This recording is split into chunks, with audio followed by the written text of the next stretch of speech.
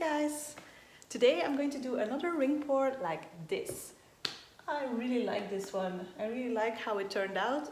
It has one layer of varnish, but that's not enough. So if it's a little bit wonky, I'm sorry, but it's just to show you what kind of painting I want to make. I am going for another ring pour, but today I am going to use phthalo blue, phthalo green, and when you mix those two, you get phthalo turquoise. So that's what I'm going for. I am going to use also a little bit of white to have this kind of effect, which is really cool. So, few things that you have to think about when you're going to do a ring pour or any kind of pour, that is making sure that you have done your edges. Although it's really I kind of had that problem mostly with ring pours. When I don't do the edges, the paint drips off and then you see the side of the canvas peeping through. So because of that, I am painting my sides first in a color that I think will be on the edge. So it's always a bit difficult to know. So you just pick a color that you're going to use in your ring pour and put it on the sides. You don't want to go too dark, because when you go too dark, the problem is the moment your white or your lighter colors go over it, then the dark color will peep through. So it's not that easy, but yeah, still worth trying. So that's one.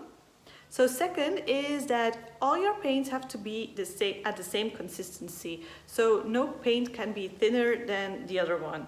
If that happens, your thinner paint will run faster than your thicker paint, and then all your circles will be messed up.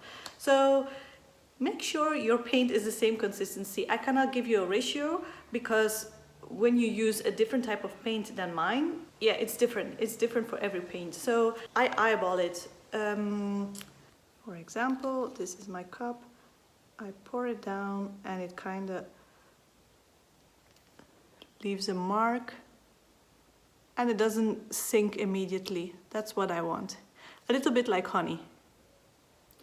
So yeah, for me, that is my consistency. So I hope that helps you with your pours if you have had some failures before, because trust me, I had them too. And it was up until I actually found out I should make my paint a little bit thicker so that the rings really stay rings, and making sure that all your paints are the same consistency. These are like the two main rules to make a ring pour. Okay, so I will show you the video on this one, that I will use the phthalo blue and green, and the mixture that I have the phthalo turquoise. I will also use Payne's Gray because that's just a beautiful color. And what? So, okay, enjoy the video and let me know what you think.